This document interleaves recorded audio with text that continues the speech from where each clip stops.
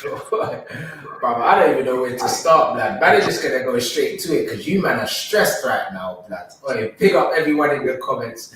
Man, them see you in it, like man's out in the buy in it. So, bro, a little bit of communication breakdown, but man's here in it. Oi, man, them, what are you man saying in it? Matisse, go first, man. You don't know what's there. You're ahead of us in the table, so you do your thing first. Yo, we spoke on the last stream, yeah, and we were like, if both of our teams get whammed, it's gonna be the most venting, angry stream. And I'm telling you, I haven't calmed down. Like that Leicester result didn't calm me down. I swear to God. Like I really don't know where to start with my team, man. It was a capitulation. They literally got dragged. I saw Jorginho got drop kicked in midfield by a Sheffield United midfielder. I haven't seen these things in my life. I'm young. I don't remember Chelsea when they were in League Two and all this nonsense. Fam, I'm confused as hell. I don't know what I witnessed. I really don't. From minute 1 to 90, we were just dragged up and down the field. Lampard had more systems than we had shots on target. Dean Henderson had his brother had a hat on. The most threat that we caused was him looking at the sun, fam. We didn't have no shots. I swear to God, I don't know what's going on at this club. I don't know.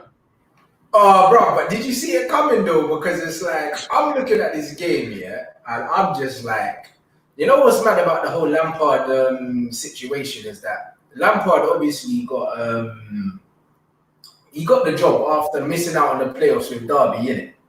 Yeah. And I was like, bruv, like, man have to look at it. And I know a lot of Derby County followers, innit? Like, and these men were like, they weren't too impressed with what Lampard done at Derby, considering like what he had at his disposal, innit?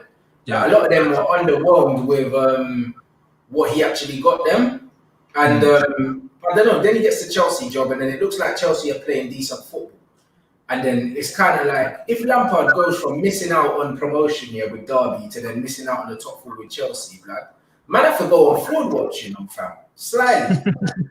Slightly, you have to put man on fraud watch, you know, because I'm looking at him and I'm thinking, bruv, obviously he had Mount and all these guys, bro. Derby County were not a team here that didn't have money to spend in it. And also, he's got his little black book, obviously being an ex-Premier League guy, that he can go to Chelsea and get the likes of the Mason Mounts and stuff like that, bro. If you're bringing in all of these players on a favour team, you've got a decent amount of money to spend as well, and you still don't get promotion, and then you miss out on Champions League with Chelsea. You might have to look at you and say, you know what, it might be a fraud watch thing, because tactically Lampard got shown up yesterday, bro, and it's not the first time either, bro. Not yesterday, before. It's not the first time, bro, where he's been tactically naive, and it's starting to look a bit peak for you, man. You know, because you don't have easy fixtures. It's not a foregone conclusion, bro. No. I mean, I'm trying not to get too vexed on him, because I didn't expect us to be in this situation at the start of the season. That's why I keep telling myself I expect us to finish about 7th, just because of the transfer ban, no new signings. Our team was already weak, and then we lose Hazard, and it just gets 10 times worse. So I wasn't expecting us to be here, but now we are here. I don't expect us to bottle it. We're not Tottenham. Do you know what I mean? I don't expect that. So there's a balance to this. Now, at times, he's post lockdown, he has got a lot of his team selections have been a little bit dodgy, but then his substitutions have worked. He's brought on the likes of Barkley, Ruben Loftus-Cheek in other games, and they've contributed and got a goal or an assist. But obviously that ran out against Sheffield United. Every single change was baffling. I personally, and I spoke about this before on another pod, I feel like he might have even thrown in the towel. I think when you're taking off Pulisic, that's alarm bells for me. I'm like, you're taking off our most dangerous attacker. Yeah. We've came back. There's no way that makes any sense logically. So you have to just be saying, I give up, and just save him for Norwich. Our fixtures are what? We got Norwich, which really, if we can't beat a relegated team, yeah, I'm done. This team are already on. They're on the beach. Half of their players are, some of their players are quite young and promising, the likes of Aaron's and others. They're probably already on the phone to their agents, Canwell. They're probably on the phone to their agents looking for a new club. So they shouldn't be concerned with taking points off of us, who are in the middle of a serious battle. So if we drop points there, then I said this as a joke, but we deserve to go down with them if we drop points to a relegated team, just throw us into the championship as well, because that would be a disgrace.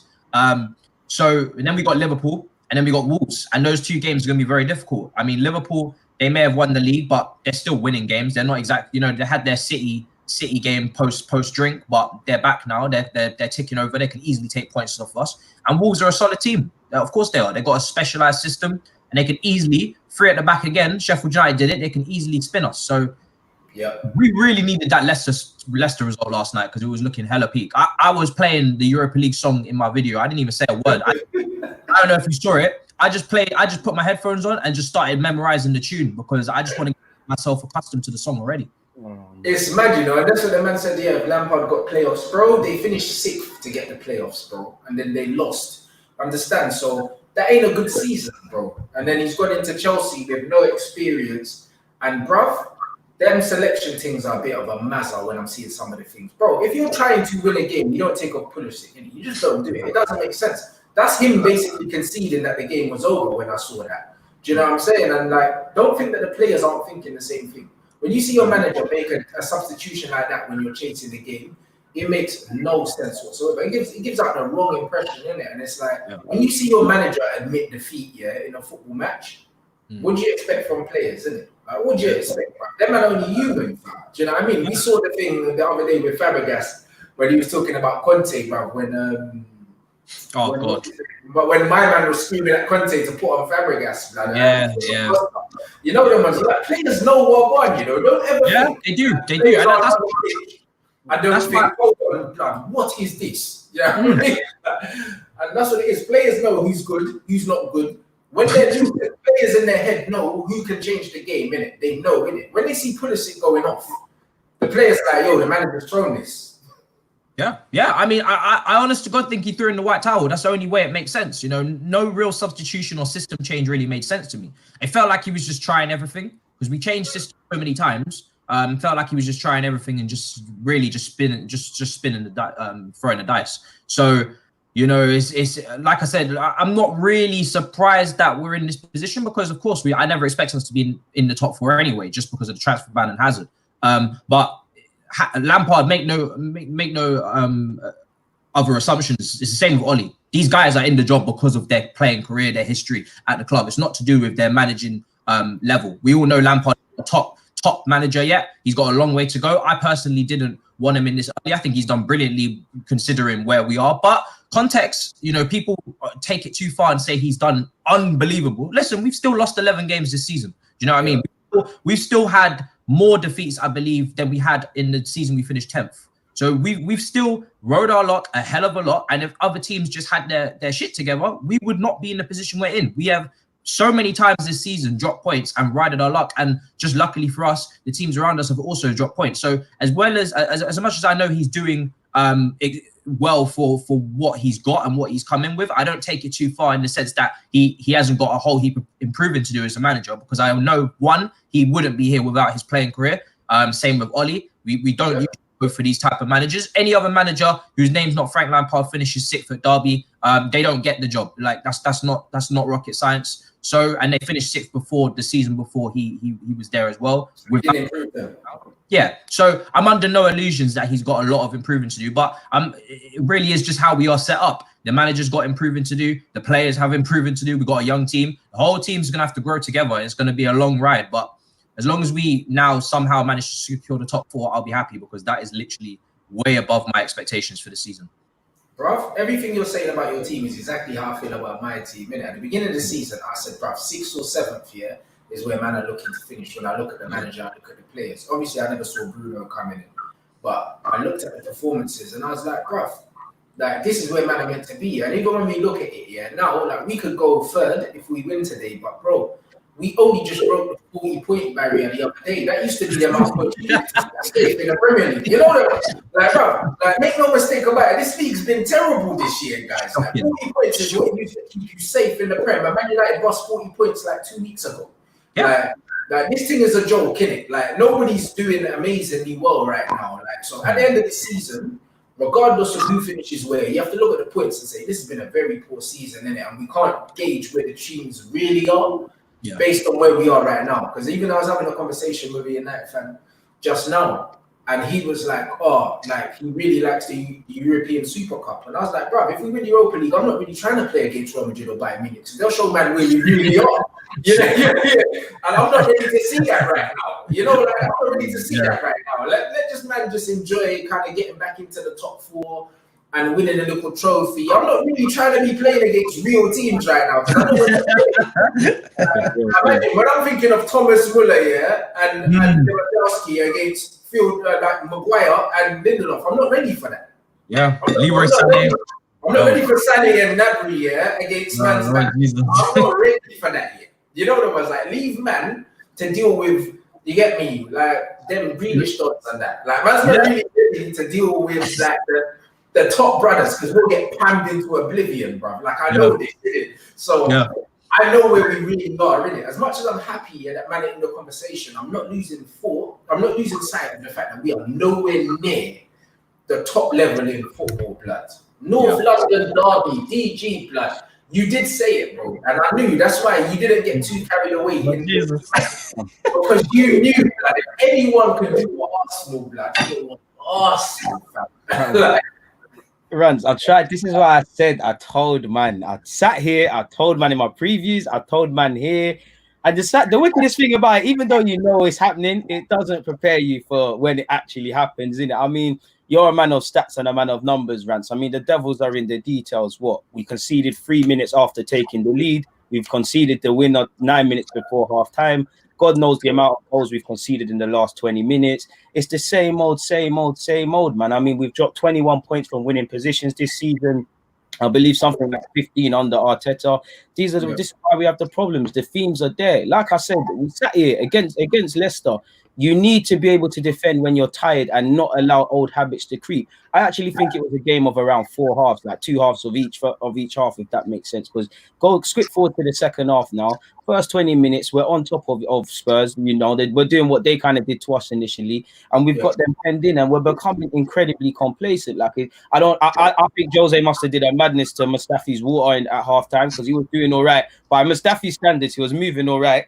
Funny enough, he comes in now and he starts moving dead. There's too many gaps opening, and we were getting the warning signs. Like you saw when Mustafi tried to dive in against Kane, the warning signs were there. Their corner, I don't know what we're doing. I don't know why. Toby Alderweireld is one of the best in the air in the league from attacking situations and just defending. I don't know why someone half his size and not as butch as him is marking him. So I have to place that with Arteta. But even the guys that weren't tracking the runner, they're all kept flat-footed. And again, it's set pieces, it's corners where we're switching off, and we're just not learning from mistakes. And a mistake made more than once becomes a choice. I'm not saying they're actively going out there to lose, but they're choosing not to learn. Like today, this week alone, we've lost 6 points from winning positions. Where is this game? I did feel the game that both teams, maybe it's because of, just starting the league again, really, and the fans ain't there.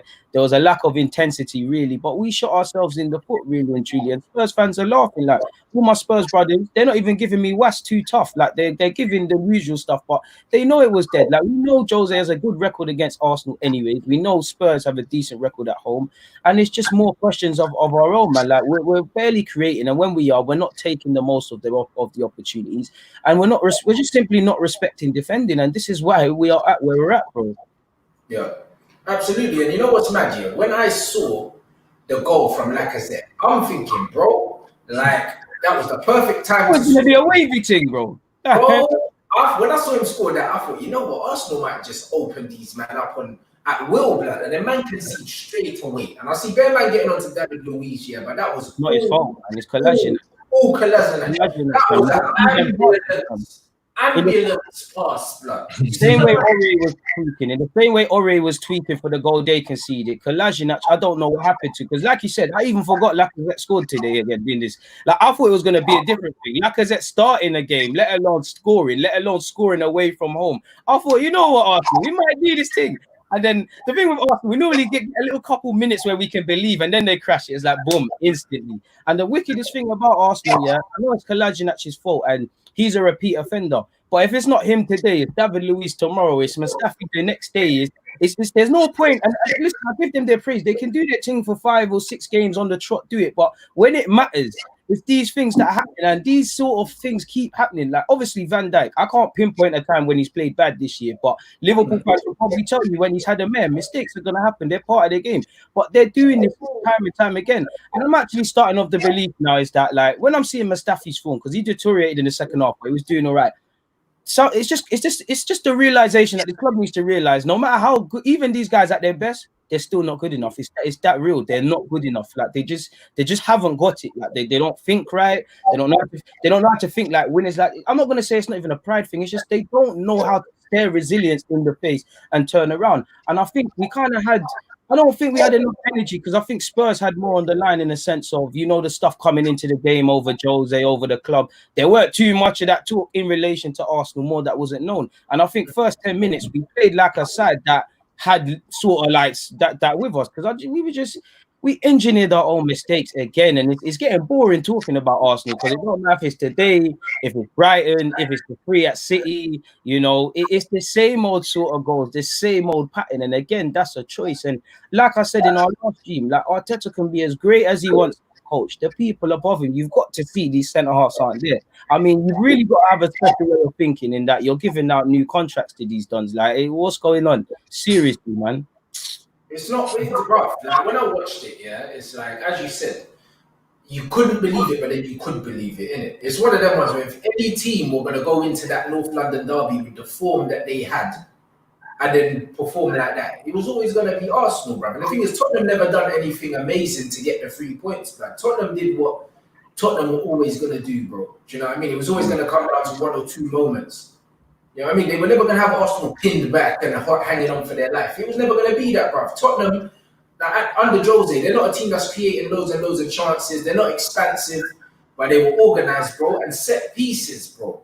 Like, fam, I don't know what man are working on from set pieces, but like, even Toby, he's good in the air, but bruv, he didn't even have to work for that, really. That's what I'm saying, like, if you're I was a fullback, so like, if I had to mark Toby, which would be suicide, he'd score. Jump into him, like put him off. You can't beat him in the air, put him off. It's like man don't know about these darker things. And you said it greatly there in your sentence. You just said moments. That's what it comes down to. I think when you watch Arsenal, when you hear even the manager, when you hear him speak and you hear the players, it's always the ifs, the buts. Don't get twisted. You have to find positives in every game where there isn't and move forward. But it seems that we don't comprehend the final moments. You can be good for 80 minutes. You can have the majority of possession. But if you don't do several things, you're not walking away with all that matters. The bragging rights, the 3 points. It's like the final moments. You can do the warning signs were there. Like we're beginning to miss Harry Kane and things like that. Again, he's not being picked up. It's the signs. It's like people don't recognize the signs in games to counteract against them. And with us, until that happens,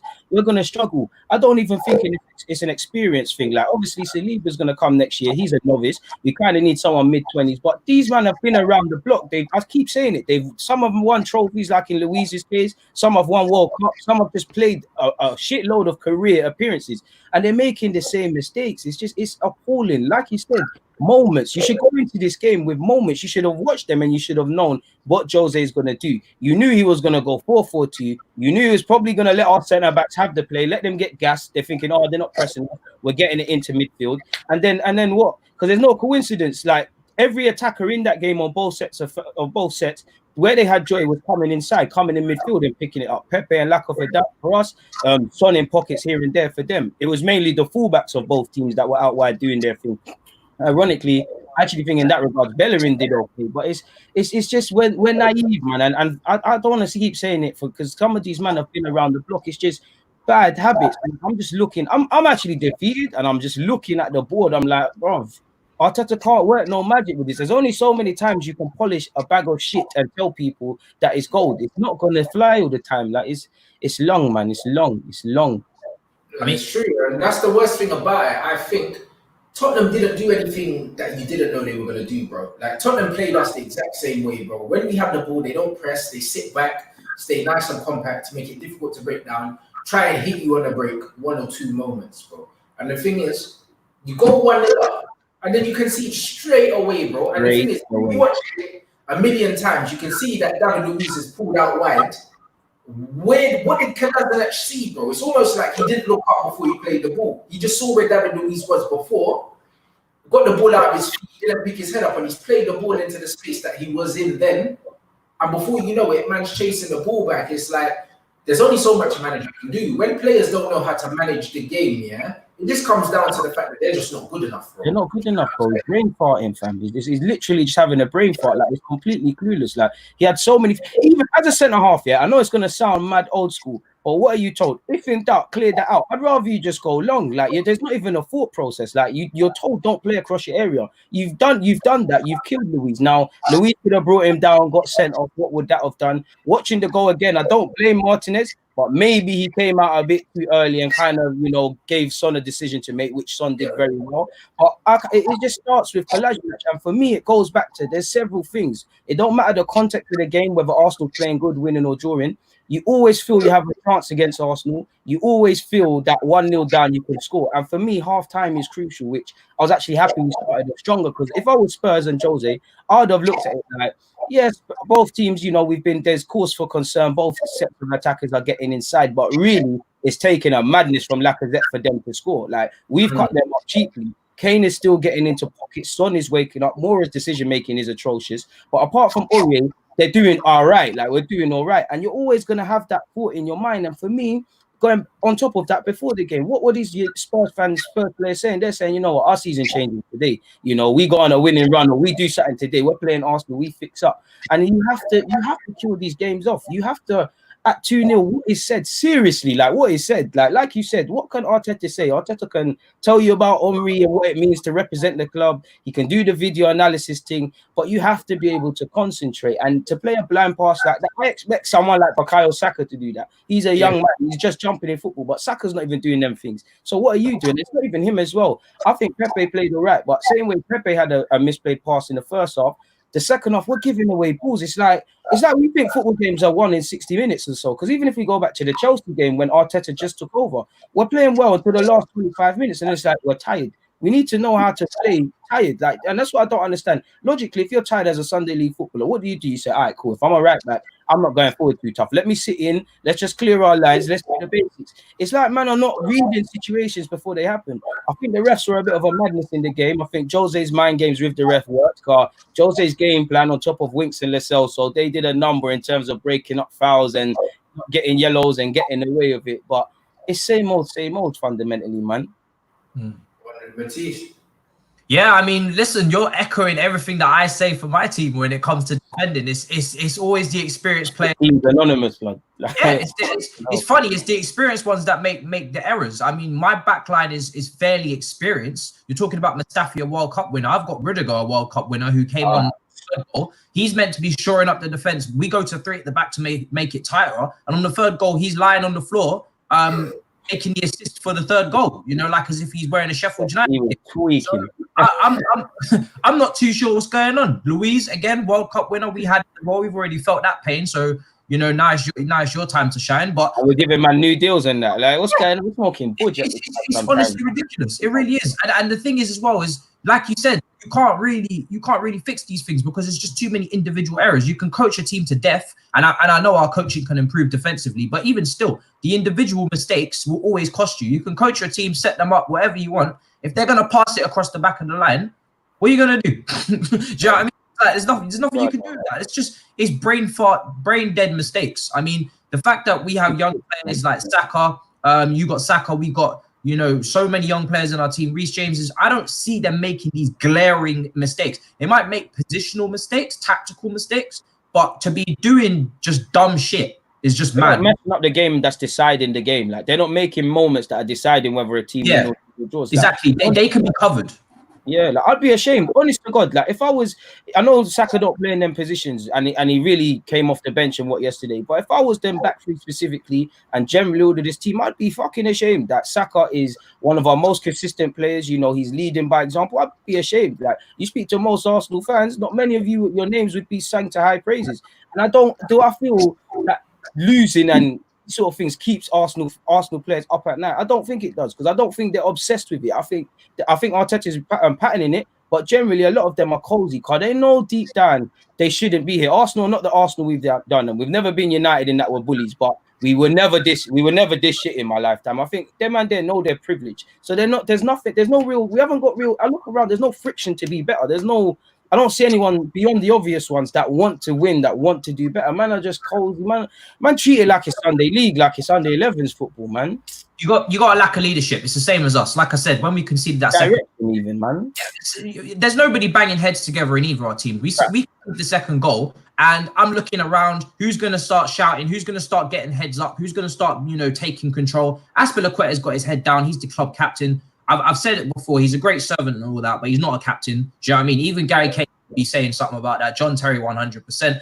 We used to have a team of leaders throughout the whole team, a spine of them. You look at Petr Cech, Lampard, Ballack, Drogba, Ivanovic, Cahill. It was like 6-7 leaders on the pitch. You had too many cooks in the kitchen. Now we don't have nobody. It's just everybody's just making their own shit, and it's just turning into crap. Really, do you know what I mean? We have no leaders in the team. I can find weaknesses all over the place until the cows come home. But at the end of the day, that's gonna be the transfer window, because there's so many players in my team that I'm done with, and I've been done with for the longest time. Like there's no coming. Like I think Lampard said it best. He said, "I won't forget this," and I hope he doesn't, because there's players in my team I'm done with. Like there's no coming back. I'm not changing my tune. I don't care what form you go on. You're finished. Leave. And that's just period. There's no changing that. Bro, you see the form thing? It feels like I'm getting deja vu, because us three sat here before the game, and in Arsenal's case, I said, form, don't let form gap it. A year from now, we don't know what is going to happen. So now it's a fuck. You don't even know you're going to get a couple of days from these, man. Like some days they're at it, some days they're not. The wickedest thing, you're a Chelsea fan and you're speaking directly at Chelsea. But everything you said, if nobody knew anything about you, that could be said about my club as well, and vice versa. Like this. And this is where I was like last season. The only thing that's making me feel good is I feel like we're further ahead in our rebuild than you two. You know them ones. When I'm looking at it, you're saying exactly what I said last season. Bare man, I was done with. Bare man. You know them ones. Man had a Lukaku and them man sniffing around, and the Fellaini's and them. You know what I mean? They're all gone now, fam. Listen, I was looking at this team and I'm like, I hate you, fam. Like the one thing when I look at my team now, apart from Daniel James, Pereira, and flipping Phil Jones, like them three specifically, I can't stand the sight of them in a red shirt. Other than that, everyone else, I'm like, you know what, I like you lot all right, bro. Do you know what I mean? Daniel James, if he just wants to dance in the change room, he can dance, but I don't want to see him play. You know, I don't want to see him play, but the thing is, I'm looking at them, I actually like my players now. If I'm an Arsenal fan or I'm a Chelsea fan, I'm looking at bare man saying, why are you here, fam? Like even Barkley, you man spent money on Barkley and the whole thing, bro. I just don't get it. Like I just don't get it with the Ross Barkley thing. Like the Danny Drinkwater thing, I didn't get it. Like the Spurs don't get it. Listen. Still in the English quote. That's it, man. Still in the English quote. You're naming players that you don't like, but they're on the fringes. They're lucky to get on the bench most time if everyone's fit. When we're talking about players we don't like, these guys are leaders. These guys are on. These men are permanent fixtures. Yeah, I'm talking managers about. Are big in their market, press conferences and that. Like, I'm talking about. I don't like Rudiger. This boy is our poster boy. We got him contact Timo Werner, Kai Havertz. We got him shouting in the back line like as if he's captain. This is my one of my main guys I'm talking about that I don't like. It's honestly, it's just a shambles. And like I said, I can get rid of so many players in this team. You talk about the likes of Bakayoko, Barkley, Drinkwater still on our books. All these players, I mean, Morocco only just got rid of. If you was to add up Kepa for 70 million for Kepa, 35 million coming to 40. Bakayoko 40 million. Morata 70 million. Yeah, what? That's like Neymar and Mbappe money. What the hell? You see the thing about Chelsea, yeah. I'm not defending it, because obviously it's wasting money. Wasting money is dumb. But at least as an Arsenal fan, even with United, I'll banter you lot about when you lot were signing Falcao, weren't banging in that. But at least it might be whooped, but man are actively going about fixing the problem. I know Arsenal spent money, but it's like we're going through square pegs and round holes. We're trying to get deals, and look, bro, what one of you lot's clubs has bought a last centre back for like the last 10 years probably, and every year we scream the same thing: we need a defender. Like we don't really try and fix problems. We love it. Like we love a good old. We like to have an unfinished jigsaw. Like when we got Ozil, we didn't want to sign a DM. We didn't want a striker. Now we got a striker. There's no centre backs. One time we had no fullbacks. Then all we needed was a keeper. Then there's no we just like projects, fam. English project, foreign project, experience project. We just love projects, fam. Unfinished business, man. I'm sure when you get the centre back, then Aubameyang will leave. Yeah, then you need a striker. This is it. We're never playing it through the middle as well. Like, it's a madness. Nah, it's true. In the Prem, because there's nothing else for me as an Arsenal fan to guess. Like, No, it's true. You man shake Ozil, blood. You don't buy a player like him without building to shore things up, innit? And that's what we did with Pogba for a while. We signed Pogba, then we never signed no one else of his level, bro, and just had man in there doing everything. He's gonna fix it. Pogba was just doing up handyman. Man was fixing the leak in the roof, doing the plumbing, everything. Bro. There, like, he was doing everything. How come man top score, assist, everything in the whole team, blood? How is man topping the attacking and defensive stats as a centre mid, bro? It's a piss take, bro. That shows the lack of the right investment in the club. That's got nothing to do with him. He shouldn't have to be doing that.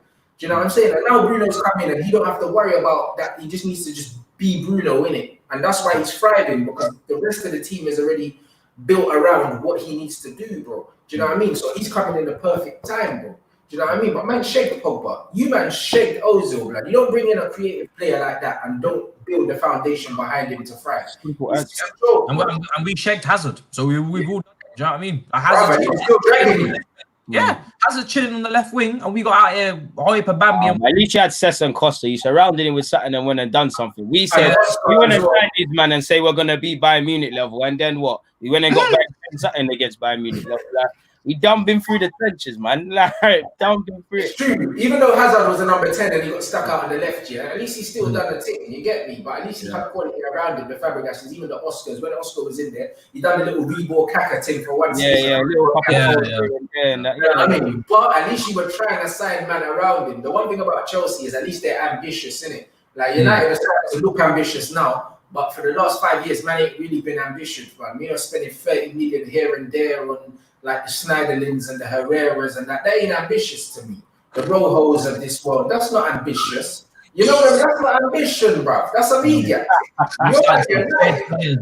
Jesus. Them man are up on Twitter showing man all footsie and them things about how much man are making and that. Man are showing you how much dividends the shareholders are getting and that, and you're bringing in man for 28 million and that. Like, to do what? You know what I mean? To do nothing, bro.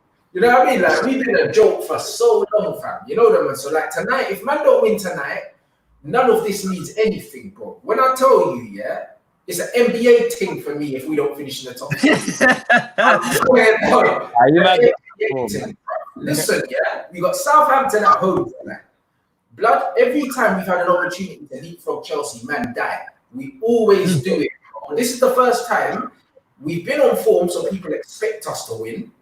We've never had this pressure all season, you know, because every time we're just trying to catch Chelsea, trying to catch Leicester, trying to get in the top 4, nobody expected us to win because our results were up and down. Because of the form that we're in right now, man expect us to beat Southampton. So we're going in the game for the first time, probably all season, with pressure on us of expectation, bro.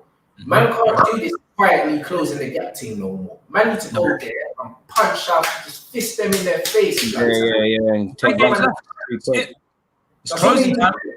if we slap these man up here, we want to be going into the Leicester away game, not even having to win. You know what I mean? A draw should be enough, blood. Even if we lose, we should still be in top 4, blood. There's no reason why the fixtures man have left. Beat these man, beat Palace, job done. I think Leicester are going to bottle it. Personally, I think Leicester are going to bottle it. Like, I think, because I read some mad stat, and you're a United fan, so you'll know your thing. But at some point in the season, whatever point it was, Leicester were 14 points clear of you lot. Obviously, that's testament to you, and like you said earlier, how poor the thing has been generally for all clubs, probably excluding Liverpool. And so I think you man have got it. Chelsea, I still think they're going to get. I think Leicester got a target on their back now. Like you said, only now people are talking about United. Chelsea is in the balance, but I think Chelsea have been chugging on all season. What I see with Chelsea is what Arsenal were before we really fell off. Is that we somehow managed to twang ourselves into that top 4. Like, we made it hard. I see you lot doing it. Like, obviously, as a neutral, I hope they bop in, but it just seems like the pressure is on Leicester. I mean, look, Leicester's not really relevant as beyond this, but yesterday, you know what you have to do. You know the context. You know United are playing tomorrow. You're playing. You can't disrespect teams. You have to play the 11, but you're playing Bournemouth. Like, you have to be careful of these teams fighting relegation, but they look different. Like, the players that are going to get moved, somewhat like Fraser, he's bust out. Some players don't look like they just want to be there. You need to walk away with 3 points. And Leicester, to be honest, after the restart, all after the restart, Leicester have been looking a bit So maybe I think it's They have a very hard fixture list as well. Very hard fixture list. Shocking fixture I list. feel they got United this season. You see, this we're gonna have them still. they showed themselves, man. And listen, we Chelsea we outsource our work. So if we can't get the job done, we have our Cobham youngsters who tend to. So obviously, man, them like Solanke, man has not scored a goal since his life. Yeah. He managed to find it. And now he gets a double. And listen, United today they play Brian Bertrand, Romeo. Hope not. Hope not. A little cheeky scissor kick. I forgot about that. Johnny Evans done a little sass OG and that blood. Don't watch that. Chelsea got their agents dotted around the league. So if we can't get it done, which we usually can't, someone else will get it done. Like Ake's definitely scored against Mandem challenging at some point as well. You know, listen, Ryan Bertrand 30-yard screamer, Romeo scissor kick, like you know what I mean? Those kind of things. That's what I'm waiting for. Oh no, you get me. Like my man saying, wait, Man City bus case, blood. We knew it was gonna happen, guys. Like you say, the PSG to prosper, but they don't get into an entanglement. But see, Man City, blood. When I saw that they hired all 12 attorneys, I knew they were busting cases. You knew they were landing it, man. You knew it. And you see, I know what it is with Pep, yeah? You see Pep Guardiola. Pep Guardiola came out and he said, wow, like I'll stay regardless of if man ain't got Champions League. That was him already knowing they've paid whoever they need to pay, blood. You see Pep, yeah? Pep's got that Champions League. If he doesn't win the Champions League without Messi, blood, there'll be an asterisk next to man's name, innit? Because he was at Bayern, that done the quadruple before he went there and he couldn't win it there. And if he comes to Man City with all the money he spent and he can't win it there, then bro, like that has to go against you. I don't care. Especially when you look at a manager like Jose, like him or not, blood. Yeah. You know what I'm saying? Been there, done it. Like, done it. Done it at Porto, they've done it at Inter Milan, bro. Man can't question that. Then you look at Carlo Ancelotti going around winning Champions League. Like, you know what, bro? Like you cannot, as Pep, just be like, yeah, I done it with Messi. Like anyone. Yeah. Like you can be an elite manager, but that will always be against you. Like you are, like you have to. Klopp as well. Klopp's kind of Klopp's done a madness with that Liverpool side from the minute he walked in to the minute he left. Regarding City, like you said, man, what more is there to say? We knew they were busting case. Like we knew they were going to get with it. We know the financial reasons for the Champions League. You know, there's probably players that are coming and not going and leaving and coming in that have probably known about the verdict. There was no way they weren't going to get away with this, like most clubs do when they get these cases. Apparently, it relates to years ago, so they probably even had more time to review and catch up on the information they previously had. So I don't think any fan, like as an Arsenal fan, Chelsea and United, and if Leicester in the talks, no one was looking at fifth, like, okay, like seriously, like we need to finish fifth. City are going to get this banned. So it's expected, man. It is what it is. We all knew they were going to get away with it. Kevin De Bruyne probably would have left if they didn't get champs. He said it as well. He was openly like, I'm not playing the Champions League for 2 years. He's what, 28, 29 now? Yeah, he ain't got all the years in the world to mess around. So it was, like you said, it was big. They were going to bust case, man. It was all about name. They got NFA. There's a lack of evidence. You know, it's happy days for them. And, you know, with FFP relaxed, God knows what they're going to do in the summer. Madness, bro. The reason why there's no evidence is because they man buried it all, fam. Yeah. That on fire. I'm just saying, we're in a global recession. These men got money. Yeah. 1 + 1 is 2, gentlemen. It's not complicated. You know, UEFA need 22. Like, man think that the FA are corrupt, bro. Go over to UEFA, blood. You know, go over to UEFA and then you go up and then there's FIFA, blood. You know them other side organizations and shit. With them the man stay juggling the brown envelopes, guys. You know, when man saw Qatar and then man get the World Cup, man knew this wasn't a serious thing. Money talks, you know the money talks, really. That man won World Cups without even having the infrastructure for it. You know them, man. How come man say we'll host a World Cup? We don't have stadiums. Yeah, you don't have anything basically. Yeah, we'll just make it all. You know that, bruv. So you know this was a serious thing, bruv. Like this thing here boils down to peace. That's whatever it was. The man said, "How much money do we need to pay you to make this go away?" Yeah, to just shut up. And if this is what's going on in football, blood, you shouldn't respect FFP as a football club. I'll do a madness this summer just to prove a point. They said that they've relaxed it this year. Any serious thing is scratching, please now. Yeah, you should. FFP as an Arsenal fan, like Wenger thought that was gonna be like everything that could save us. Like teams would have to spend fair and whatnot. it's been shown you can manipulate it with FFP being relaxed now, and they kind of, for me, going soft on that sort of stuff. It's a mockery, and what I believe as well, the FFP kind of stops teams from, like, if a small club wanted to join an elite club or boost themselves up, it stops them, and it just allows even Arsenal to a degree benefit. It allows this monopoly of teams that historically have always qualified for Europe and still are, just to keep this dominance. It's a mockery, and like you said, most City, they're probably like, what, we've been poor in the league, we've had this ban. We need to bust case. We bust case. We needed to. We did it. It's time to spend money. You know what? But there's probably, apart from Messi and Ronaldo, there's probably no player that they think is unrealistic in terms of bringing. And they'll probably listen to Messi and Ronaldo if they want to come and do up the maths and see if it's feasible. Like, it's a mazza, man. It is. FFP is a joke. It's like you said. As long as it's like society, money's always going to talk. So none of these things are going to mean anything truly. Like, it's sad. Yeah, with any decision that can be made, someone can be bribed. It's as simple as that. It works for politics. It works in every aspect of life. Wherever there's a crucial decision to be made, money can always get involved. It always does. Presidential elections, campaigns, everything. Money always gets involved. Money is what makes the world go round, whether people like it or not. That's how people earn their living. So, and then you slap on top, like I said, a global recession with COVID and whatnot. These massive organizations need their money. So Man City can write a blank check, then you better believe they'll write the blank check and get away with whatever they want. 100. You lot smash the like, bruv. Do 1,500 watching, boy. Make sure you smash the like button, bruv. Bear man watching, make sure you smash the like. I got the super chat about Alexis Sanchez at Inter Milan. They're talking about Conte, bruv. Listen, one thing I'll tell you about Conte, you like him or not, bro, this brother, like, he's good at putting a system together, innit? And the thing is, if you look at Sanchez in Italy before he went to Barcelona, and obviously it didn't work out, he played in a 2 up front, bro. He played just off the front, man, in a 3-5-2. Conte likes that formation, bro. So Sanchez suits the Conte system, bro, and he likes it. It's one of them ones where Sanchez is not washed, bro. Like, obviously, he didn't have a great time at Manchester United, but every time he put on the Chile shirt, bro, he turned up, bro. So there's a player in there. The ones, whether or not he did it for Man United or not, certain players just thrive better in certain environments, bro. The big fish, small punting at Arsenal worked for him, bro. He didn't become crap overnight, bro.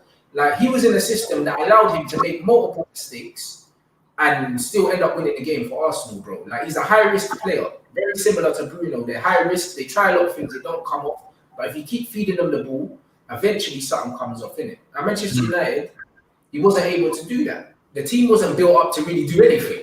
Do you know what I mean? The team wasn't structured to do nothing. So he was trying to win games on his own, and we didn't have the players around him. And also, he was getting frustrated. And when he's frustrated, and he's a frustrating kind of player anyway, it just didn't work out, bro. But I think he could do a job for Conte, bro. I think he can do a job there. I just think that the Italian league is a bit slower.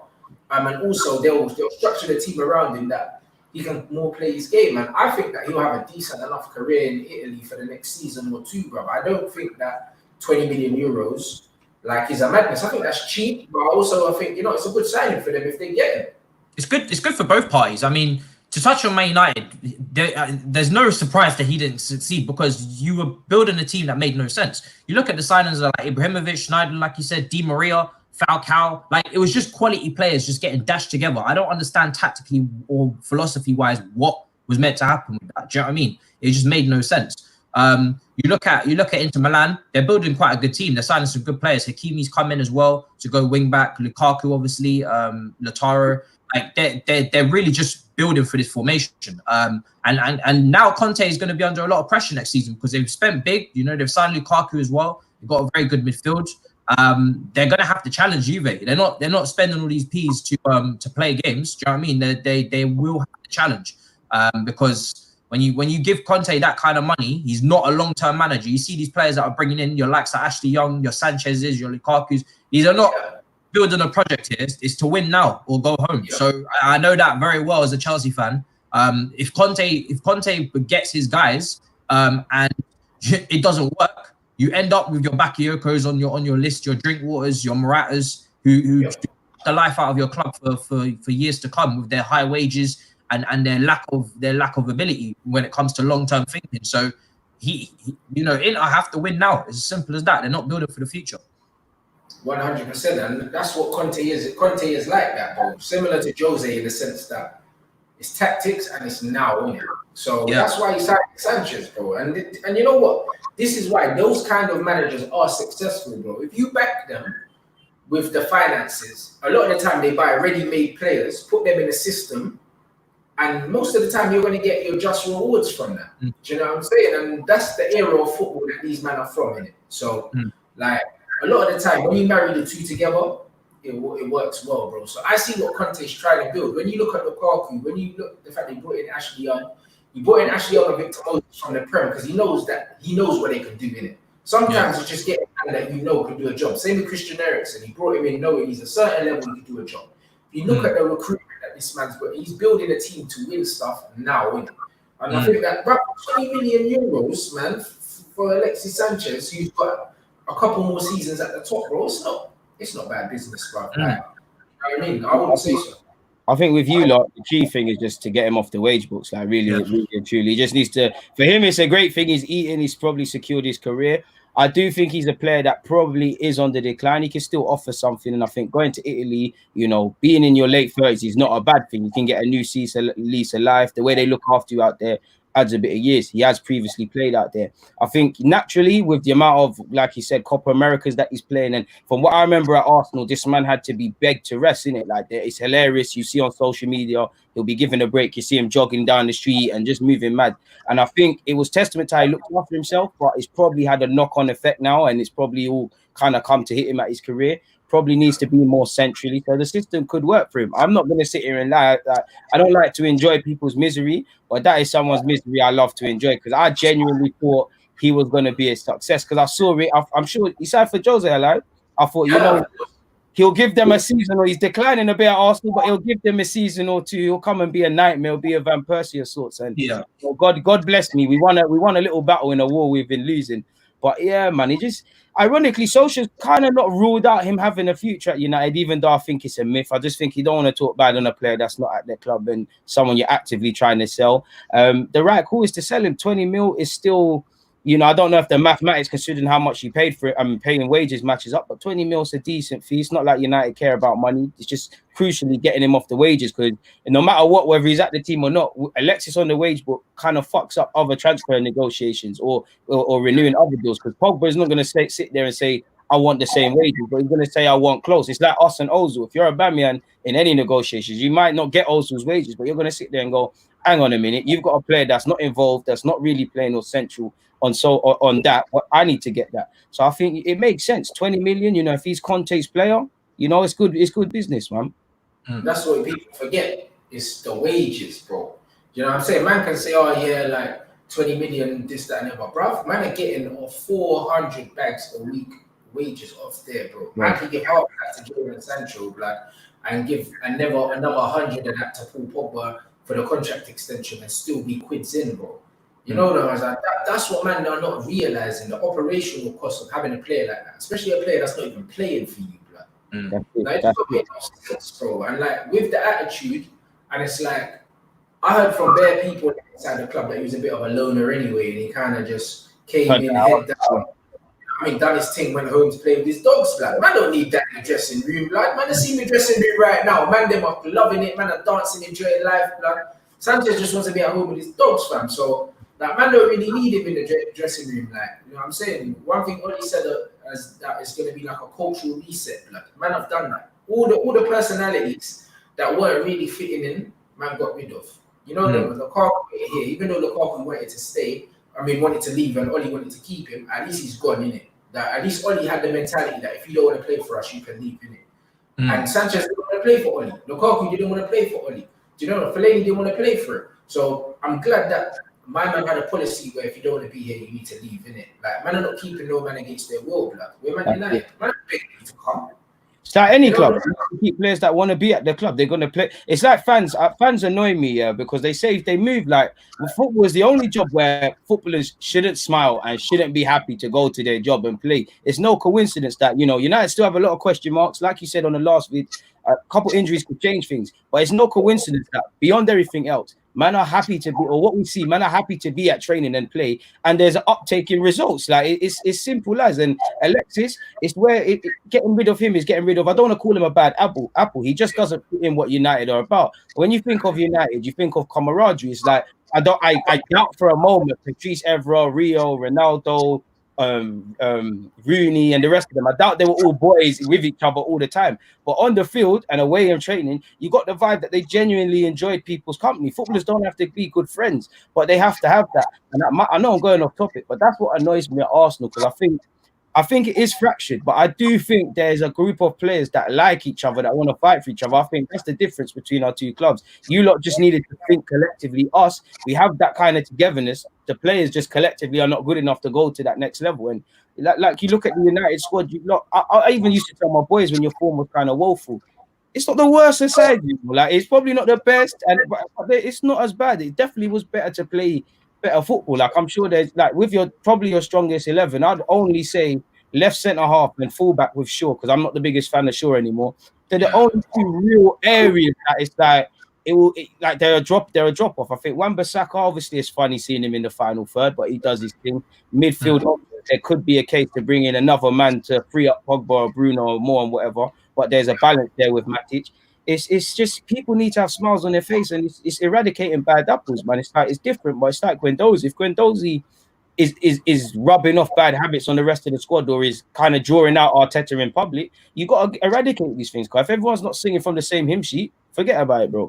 Simple. I have to ask as well quickly, Rants, the situation with the goalkeeper, right? This is very of like Czech and Courtois, right? And I know De Gea is not as old as Czech, so it does make it more difficult. But definitely, Dean Henderson is gonna be like the future for like the long next decade, whereas De Gea is a bit older.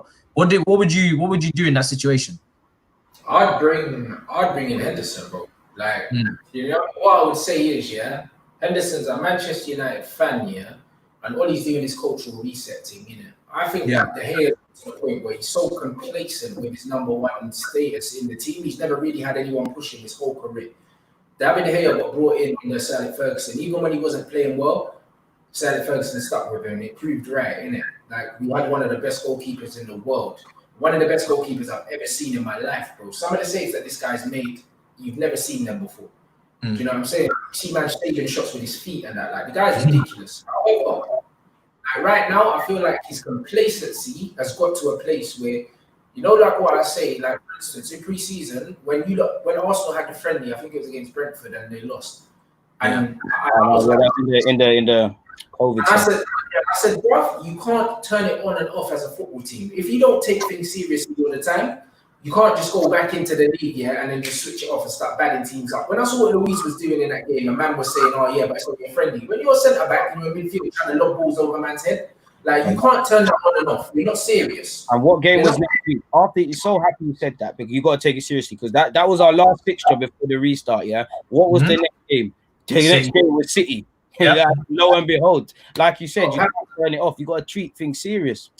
With De Gea, his attitude for me, he looks like he's so complacent, bruv. The goal we conceded against Tottenham, bruv, between him and Maguire, fam, like, De Gea is supposed to be one of the best goalkeepers in the world, and Harry Maguire costs 85 million. So we're looking at £150 million plus mistake between the two of them, Bruv, that's our goalkeeper. My man punched the ball into the net, bro. Like, do you know what I mean? And it's like, you're Manchester United goalkeeper, bro. Like, any goalkeeper in the bottom three in the Premier League saves that. Yeah, and I think when we talk about Henderson, when you say the cultural reset, I completely agree. And maybe, and this is obviously, just paying respect to De Gea. Of course, De Gea is probably better right now. He's probably the more reliable goalkeeper just because of experience. But I say that like, just I'm really trying to respect De Gea. But Henderson will be like, he's an upward trajectory. Do you know what I mean? So you will reap the rewards in a few years. On the balance of 36 games, I would rather have Henderson in goal. And the reason why I say this to guys, is because if you look at football, I would rather have a player that's going to give me 8 out of 10 every game than a player that can give me 10s and can give me 4s, innit? Like, I'd rather just have a man that I know consistently, and he saved the easy ones, innit? There's certain saves that the player makes that other goalkeepers wouldn't make. But then the mistakes he makes, average goalkeepers are saving that. I'd rather have a goalkeeper that makes the saves he's meant to make. Yeah. You know them. I'd rather just have a goalkeeper that makes the saves he's meant to make, bro. That's it. Because what's alarming? the Premier League with Kasper Schmeichel in goal. He's not like a worldly goalkeeper, but bro, he does the basics. He can do his job. Yeah, you just gonna have confidence in him, man. That's it. What's alarming is that De Gea doesn't start for Spain. Kepa does. And you know my thoughts on Mr. Kepa, at least in Malaga. So because they don't rate him there, bro. Because there's something about his temperament that they don't rate in it. There's something about it's a personal thing with De Gea. It's not his ability. I think the manager knows like what he's like as a man, and there's something about him that he doesn't quite vibe within it. And when he does play for Spain, he makes hella mistakes, bro. Hella mistakes. Yeah. I just had to call that out because the fact that Kepa starts over him is alarming to me. Like Kepa, as I've said so many times, is one of probably Chelsea's worst signings ever. Just in terms of cost, performance, and then what we're stuck with in terms of the contract and whatnot. So the fact that De Gea doesn't start over him for Spain, that should send some alarm bells ringing. And then, like I said, when you have someone like Dean Henderson there, just on your books, where you're not paying any money, you know, you really have to think about it. If he wants to come back and play games, it's either you loan him out again or he's probably got to start. And let someone like him go with the way De Gea is probably going to regress and he's going to go up in an upwards trajectory for a team like Greenwood, Rashford, who are players that are on the up. You know, I really think it's something they have to consider very quickly because Henderson is looking like a really top goalkeeper. You see the thing for me with Henderson, I'm a big fan of Henderson, and I feel, you know, him and Pope, they've got to fight it out for England because I think we're all seeing what Pickford's doing week in, week out. See the thing with Henderson, it's funny. He's like, boy, I don't know innit. I don't know how he's a Premier League keeper right now. I used to fuck with Pickford heavy innit, and I don't know what he's on now. But you see the thing with Henderson, it's like when I think of United as a neutral, it just seems like there's a lot of things that go into being a United player more than ability. Like he's played for United, so there's probably temperament he's got to deal with. Like you said, Rants, when De Gea came, it was kind of sticky for him. He probably had a lot of people not rating his thing, and there's probably been a lot of players. So I think it's down to that. I do think he'd need to come into it, maybe kind of fight it, come into the season where the coaching staff know that he's going to be number one, but the fans kind of believe it's a neck and neck thing with him and De Gea. I don't think it should be a thing. And I could be wrong, you know, next season somewhere might do anything, but it's like, yo, you're number one now. You've gone from Sheffield. You're now United's keeper. Because I'm not saying that he's a bad keeper or anything because I rate him, but naturally he's going to be under like we're going to start clocking things about him that we haven't probably clocked about him watching him now sort of thing. So, I think we need to phase him in. I'll definitely bring him in and phase him into the number one spot. I think I'd bring him in knowing that I'm blooding him to be the number one, innit? I'll give De Gea one more season, but De Gea's he's gonna give you mistakes now. He's proven now more than any time that he's going to make mistakes, bro. Do you know what I mean? But the difference is no other manager apart from Louis van Gaal has benched De Gea when he hasn't been playing well. He's always been allowed to play his way back into form. Van Gaal dropped him for Valdez. And his lack of form coincided with when he wouldn't sign the deal and he wanted to go to Real Madrid. Valdez. Oh shit! Valdez. And the thing is, fair players, you know. Valdez on a free because obviously LVG managed him in it at Barca, so he brought him to help him recover from his injury. As soon as De Gea wouldn't sign the contract and he went to go Real Madrid, he dropped him for Valdez. And the thing is, De Gea started doing dumb things when his head was turned. So De Gea's shown that once his head's not on football, bro, he's a liability, isn't it? So that's kind of what we had with Czech and Courtois. We had the year, you know, that what you're talking about, where you have the year of transition. That's what we had with Czech and Courtois. I think, you know, Czech and Courtois battled it out for a year. Courtois won it, and then the season after, that would be a good promise to make for Henderson. Listen, you've come here. We're gonna play you in maybe the cup games, and maybe we'll play you in the European games or work something out. Where you play a decent percentage and then you come in. Just to respond to that comment, I know De Gea was good 3 years ago, but it's a football club. You got to think about the future. Do you know what I mean? If you're gonna talk about De Gea 3 years ago and he wanted to go to Real Madrid, but he stayed and now we must honor him for the next 5 years because of it, then you're gonna lose Henderson. And then when Henderson does become a world beater, 50 million or so that you're gonna just for trying to bring man back. For what reason? And he's right under your list. You're just gonna have to go and spend 100 million on him. Do you know what I mean? It's up to you, bro. They're not serious when they say that, you know. It's just like, are you a football fan or are you just a romantic fan? I don't care what De Gea used to do. Like, what was De Gea playing for us for free?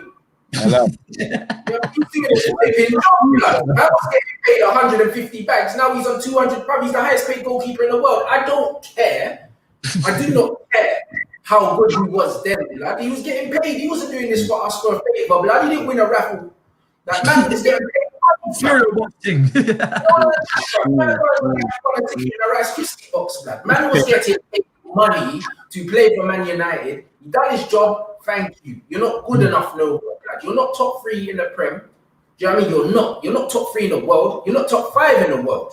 Do you know what I mean? You're just about top 10 in the world right now. Man, I'm being really, really honest, fam. So don't chat to me about what man done 3-4 years ago. I don't care, blood. If that's the case, bring Rooney back then. You know what I mean? That's what we're saying. Bring it back, blood. Bring Gary Neville back, blood. You know what I mean? He's got 8 Premier League titles. You know what I mean? Is that what we're doing? People get too sentimental in football when really De Gea was a fax machine breakdown away from joining. Do you know what I mean? You need to cut. I know that you want to be loyal. Maybe you have the shirt, whatnot, but you just need to cut the shenanigans, man. Cut the shenanigans, because at the end of the day, this is about future projections. Do you know what I mean? And like I said, he's going on a downward slope. So if you have the opportunity to replace him for free while Henderson is here, you take that opportunity. You don't dilly-dally around. And then you know how much goalkeepers are going for today. You see the tears coming out of my eyes with Kepa. 7 Do you want that mistake in a couple of years? I don't think so. So take it and run. See, the thing about De Gea, I sometimes question, just as a football fan, has he lost his hunger? And I think he has, because if you look at the market, everyone's kind of got a keeper. Like, there's not really any, unless something happens, there's no, like, the top clubs, there's not really a need for him right now. Things can change, but he's probably there. I think he is open to trying his best for United, but it's not like United are how it was when he was under Ferguson. I generally think there's a lack of hunger and a want to be better from him. Like, I don't think he wants to play poor, but it's like, yeah, man, he's just not kicking on. And it's a bit like, in relation to the Dean Henderson and the De Gea thing, it's a bit like how it's different, but it's like Martinez and Leno. It's like, both of them can't come back and fight for this spot. Realistically, as a fan, that's lovely to hear, or hear someone's on being number 2. But for me, Leno's your top don. Leno's better than him. Martin has done his thing, but Leno's better than him. So there's a decision to make. Do you sell a player with a year left where might be able, because of his form, to grab a 15? You know, you bring in another English guy that can be second choice or whatever. But keepers are not the area to play around with. This ain't where, you know, you might be playing City one week, Liverpool the next. You play either or. Football might get like that one day, you know, with the ball playing keepers like Edison. They might become interchangeable, but you can't mess around. I believe the keeper needs to be stationary. He needs to be part of that back 5, including himself in the defense. And a decision's going to be made, man. I don't know how old De Gea is now. He must be about 29. It feels like he's been around for a while, but it's kind of now or never. Like, it's a bit like Alexis, I feel, with De Gea, is that when these players are good and they're poor, and like, I agree with everything Rand said, but it's like, you still hold that little candle that there's still a bit of a player in there. Like, he's not, like, in the same way he didn't turn good overnight, he don't turn bad overnight. But like you lot said, man, times are changing. Henderson's down his neck, and you know, Henderson, I don't know, because Henderson might get the United thing. He plays first games and it's tough for him. Like De Gea, it's tough. Like, he's making mistakes he weren't making at Sheffield. De Gea might get back in. People might say Bryant buying another keeper. So it's a techie one, man. It's a techie one, man. Probably that's go. Why you have both to push each other. Because the way I look at De Gea, yeah, I think everyone can agree that he ain't getting no better. We've had the prime De Gea, innit? He's declined. It's clear, innit? Like, the saves he was making before, he can make every now and again, but he's not making them as frequently. Do you know what I'm saying? He's not the same player, even though he might be better than your average goalkeeper because of the trajectory and where he's coming down from. Yeah. But he's not amongst the elite. And I use the same thing. It's just like with CR7, bro. CR7 is still one of the best players in the world. But he's not that. But he's not. Yeah, but when you're that high, he's coming down from here, and even though he's here, he's still wavy. There's still man that are better than him now, but because of man, remember what he done. Man still see him as this, but really, man's here.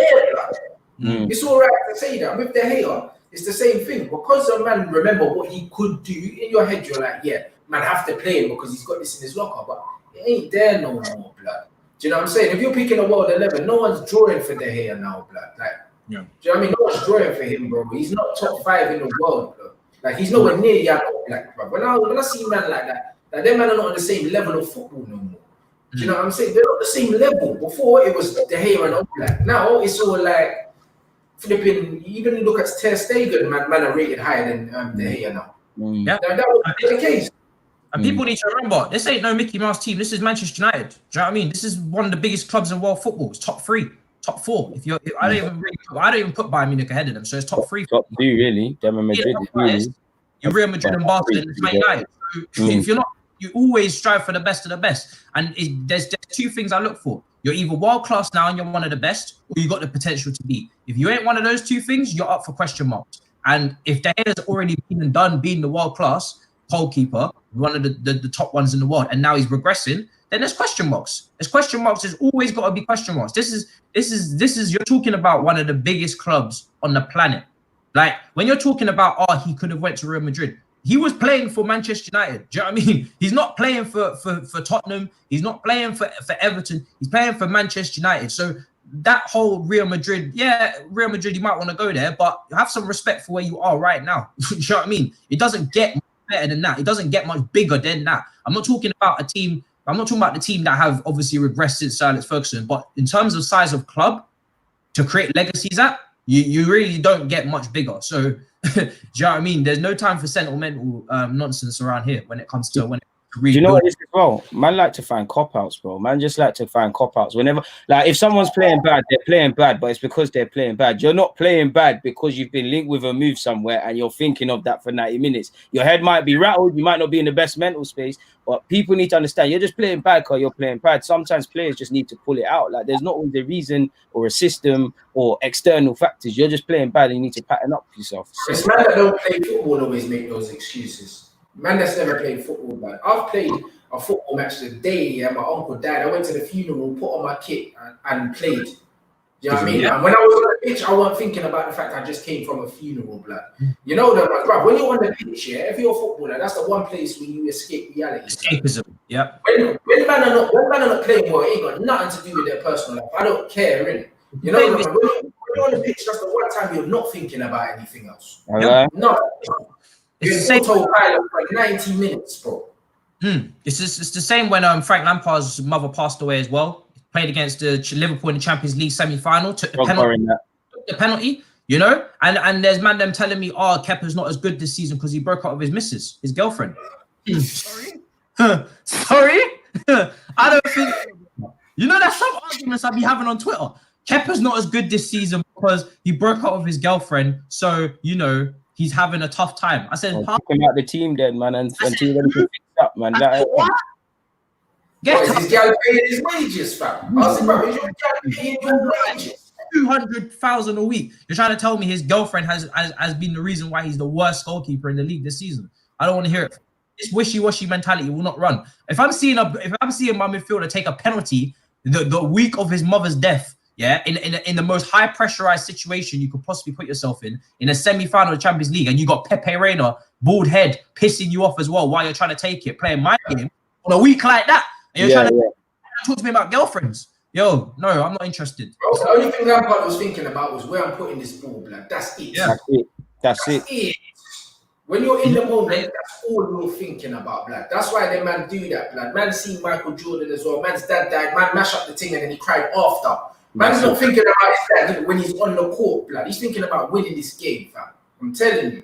That's what elite mentality is, blood. If man can let what's going on outside football mess up what's going on inside football, your head's not in football, blood. You're not there. You're not serious. You're not elite mentality. It's simple as that, man. Like, people don't listen. I have great sympathy for footballers because they're human. Like, they probably go through a bag of stuff. Like you said, sadly, people die. But listen, game in, game out. Like, how many times have I seen Arsenal get smacked up and you know what? So God forbid someone's mom could have died or whatever. But sadly, you still played poor, or we still played poor. It's like, for that 90 minutes, you don't think about that. Obviously, there probably is that one footballer that's thinking about, depending on the situation, thinking about it all the time. But like Rants said, you air it, so it's a cop out. It's all a cop out. He's not playing well because he's been fighting the coach. If you're fighting a coach and he plays you, you're gonna be on a screw you thing. I just think football fans, they don't find them.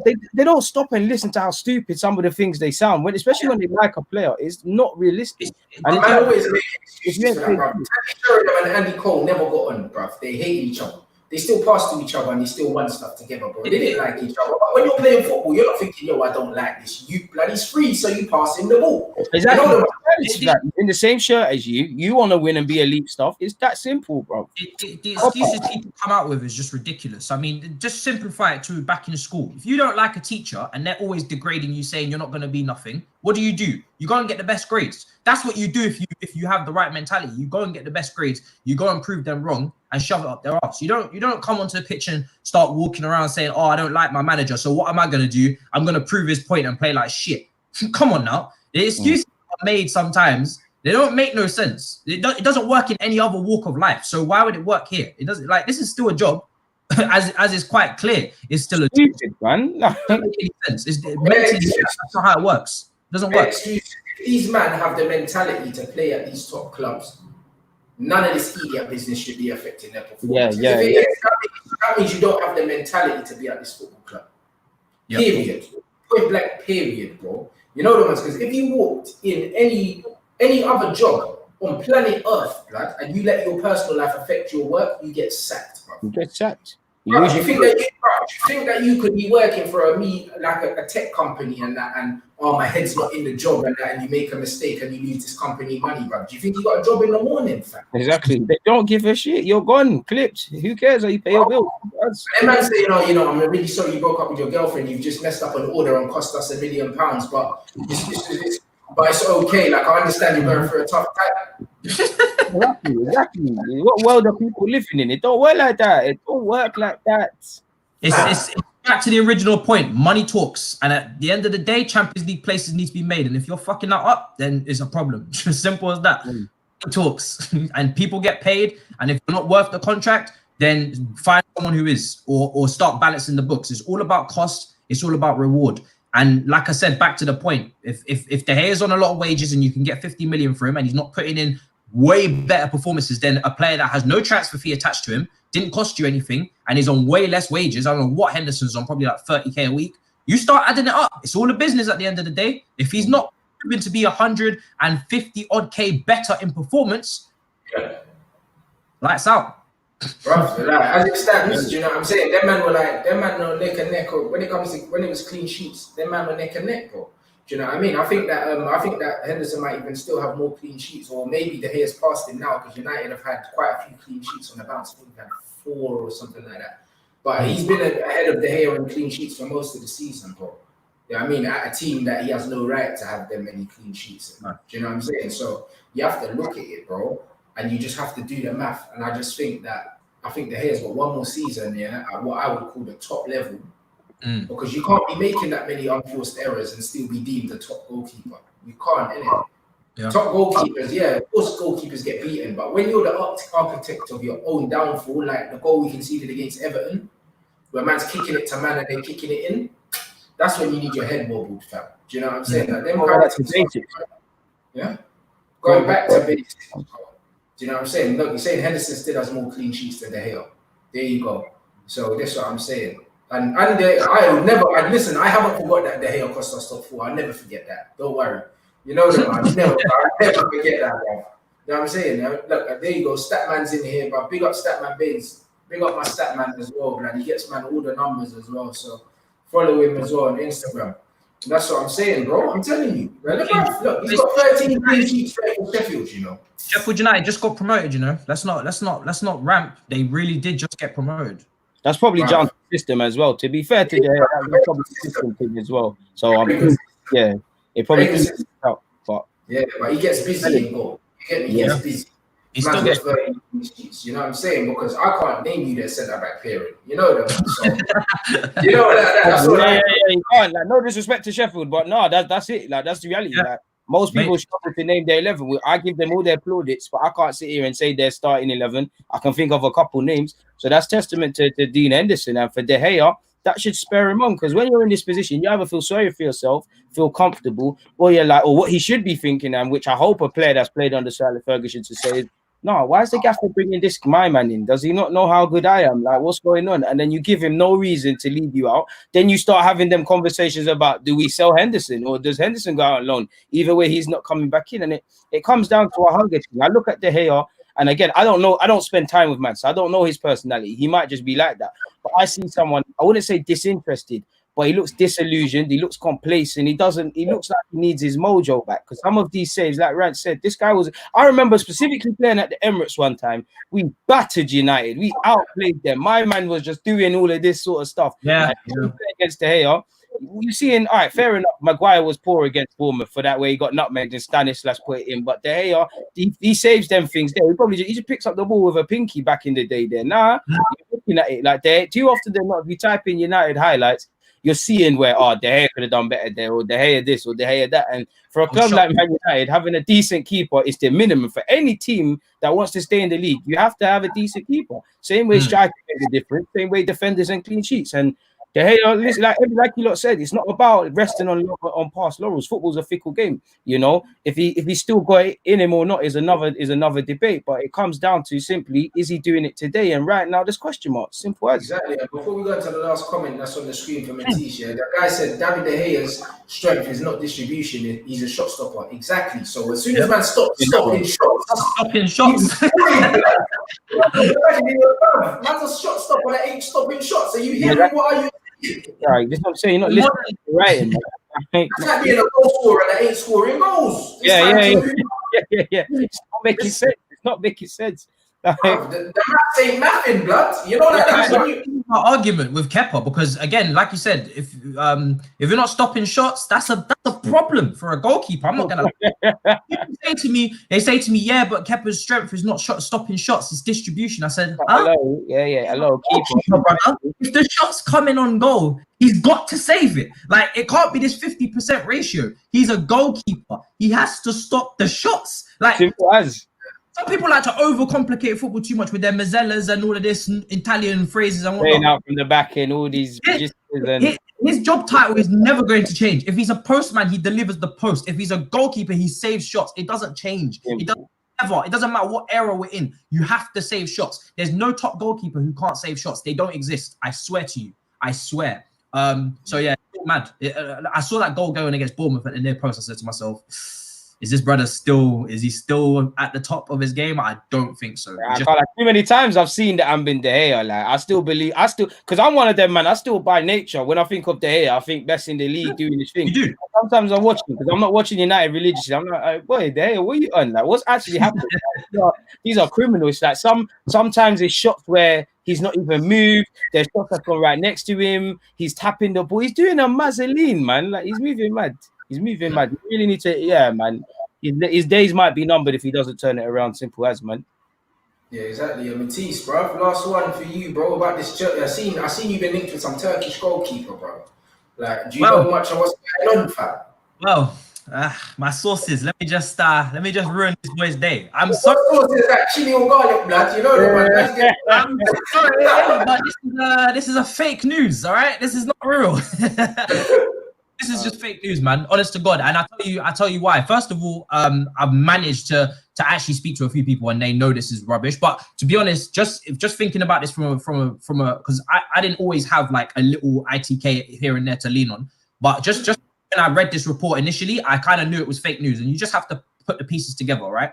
Chelsea have spent 70 million on a goalkeeper last 2 years ago. Sorry, he's on 100 and I believe 90k or 200. He's like the second highest earner on a 7-year contract. You can't buy another goalkeeper until you fix this situation with this one. You have to do something with this guy because he can't sit on the bench, and we're not going to be able to sell him for and we know how Marina is, our top negotiator. She wants her piece. You know what I mean? Morata was awful for us, and she still told Atletico, I don't care what climate we're in, you cough up that 52 million for our dead striker. I don't care. She wants her money back. She doesn't play this woman. So she's not going to let go of Kepa for some dead price. So all of this like loan business or whatever happens to him, she's not going to get rid of him unless she gets a decent chunk of her money back. And it's going to be very difficult to do in this climate.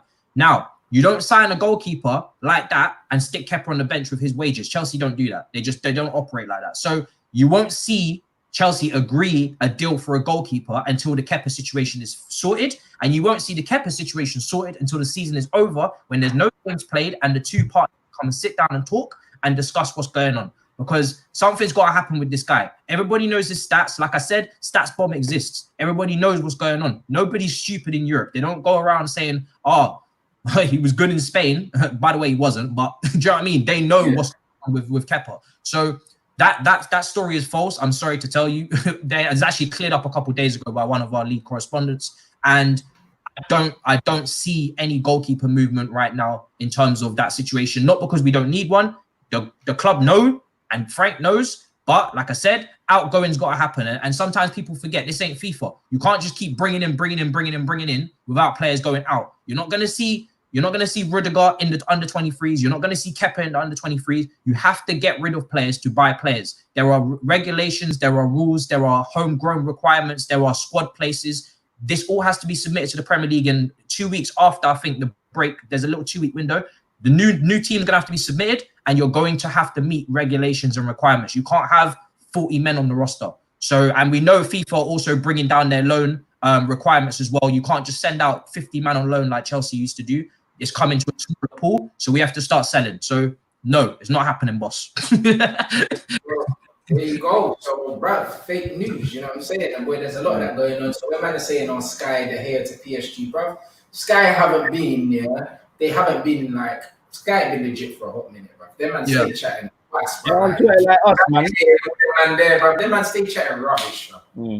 That's what it is, bruv. Trust me, they don't know any more than we do, blood. I'm telling you. Sky will on Twitter. Them man on Twitter running with stories from fake accounts and that, bruv. Listen, you can't trust these man. Most of these man don't know nothing, bro. Do you know what I'm saying? And even the man that do know something, just know that things can change in football overnight. Like, that's why I don't get any information from any football agents, bro. Like, if I don't know anyone close to that actual player, or the agent itself, man's not doing this hearsay thing where because this man said it, because things can happen so quickly in football, blood. Man, I seen Willian doing a medical at Tottenham and then end up in a Chelsea shirt. You know, like, I walked out the medical, fam. So, like honestly, like, bro, unless you know somebody directly right next to this footballer, like a brethren or something like that, you don't know. You don't know, blood. Because an agent could hear from someone else's agent, but these things can just, bro. And agents put out rubbish stories into the press all the time to try and drive up the players, to try and bump up the contract. An agent will push a player out there and say, we don't actually, inside themselves, they don't actually want to leave.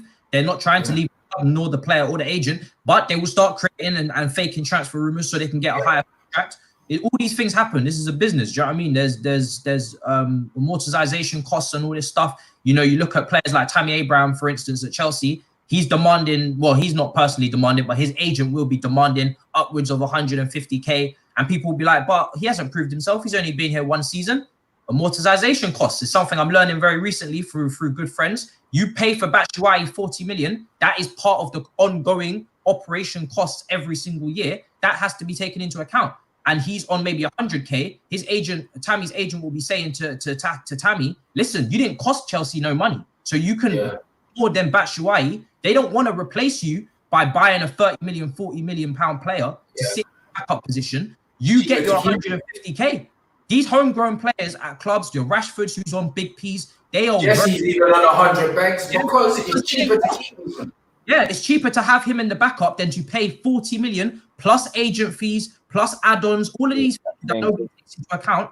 These millions, we're not talking about hundreds of thousands, millions, 40 million. Do you know how much that equals into wages? That's like 5-6 years of wages without the wages of the player himself that comes in. So you have to, these players, man, they will be making peas. These homegrown players will be making money. But there you go. So you, man, understand that when it comes to football, it's not just as simple as, right, this player's good, so he's worth this amount of money. That's why Luke Shaw can be on near enough 200 grand a week at Manchester United, bro. Because, bro, like, he's been at the club for so long. This is his second contract. And with a lot of these, man, they're looking at, look how much it would cost me to replace, man, and then the wages I have to pay on top. Exactly. That's how they're looking at it, bro. So a lot of the time, these players are on big money. Phil Jones is on over 100 banks a week. Jesse's on over 100 banks a week. Because they're looking, and even to buy a squad player, you're still going to have to shell out X amount up front, bro. You're going to spend millions, you're going to spend a minimum of 20, 30 million on a squad player these days. That's what the decent standard. So squad players, you might as well pay them more money to keep them because you're not going to shell that out on someone. Daniel James cost man 15 M's. Can't get a game right now, bro. Do you know what I mean? The 15 million we spent on him, like man could have just promoted someone from the youth team. From the kids and done that, Yeah. Couldn't. Yeah. And just giving them like Mason's new contract, giving 30 grand a week. That's Yeah. nothing to a team like Man United. Mm. Yeah, 30 grand a week for Mason, bruv. Or you spend 15 million up front on a brother who's probably going to be on the same money. Yeah, exactly. That's what people need to look at when they're talking about these contracts. So, you know what I mean? When you're looking at, like, this is what I'm talking about. When you look at back to all the players we've been discussing, your De Gea's of this world, you have to always take in the business side of things because these are businesses. You know what I mean? FP is moving wild, but we're still businesses. We're not Man Cities. We're not all Man Cities. Do you know what I mean? These owners are not Arsenal owner. You know what I mean? They're not all dashing in money left, right, and centre. There's business. There's business to this. So Definitely not the Arsenal owner, mate. It's only a small pool of clubs that are moving like countries. Do you know what I mean? They're owned by countries. You got your PSGs and Man Cities. Even Chelsea don't move wild. People are like, "Oh, Chelsea is spending loads of money." We're spending the Hazard money. We're spending the Morata money. We had a transfer ban. The David Luiz 8 million. All this money adds up. All these wages that we're losing with the Williams and Pedros is all balancing out. We ain't spending that money. All we're doing is balancing the books. If you actually look at Chelsea, we didn't spend nothing yet. You know. Yeah. All the young players coming in that are replacing Bakayokas and Drinkwaters that were on 100k. Now you got your Billy Gilmores and Mason Mounts on their smaller wages. All balances, fam. We ain't spending no peas. It's all we ain't the Chelsea of old. We're just balancing books. It's only Man City and PSG that are moving wild. That's it. Yeah, man. TG, you got anything to add to that, bro? Man, them gonna wrap up. Bro, no, man. Matisse took the words out of my mouth. He fully said it. I mean, the homegrown thing is probably something that's going to allow a lot of players, because I'm pretty sure at all our teams, there's probably players you're looking there and you're thinking, how the hell are they at this club? And then you just think about it, the homegrown thing, and especially with COVID, I think COVID is probably the best thing to happen for academies and probably players that shouldn't be at clubs, because literally it's as simple as the color of your passport is what's going to allow you at this club right now. I can't lie. So yeah. It's a bit This is it. There you go. And big up everyone that tuned in, bro. Over 1,400 pretty much the whole way through, bro. Make sure you smash the like before you log out. Man, them's ads are at the bottom. Make sure you follow them on their social medias. And yeah, bro, like hopefully I'm back later anyway. Doing my match preview, innit? Hopefully, and a match reaction. Hopefully, it's a good one. You know them ones because United been, bro. When it's mattered, United been shaking, man. But bro, the way these two men are stressed, I'm not trying to add to that club day. You get me, bro? Yo, come and listen, that's one party I don't want an invitation to. You know, like that, bro. Like, man's not trying to be in that party. Bro. You know, man's in Dubai. I don't even care about the man's in Dubai. Like, man's not trying to be at that party, cuz. So, you get me? Well, I'm going to be back around 6:30 UK time. You know what I mean, for the preview and that, and yeah, us man will catch you man later on in the week, man. Big up, smash the like in a bit.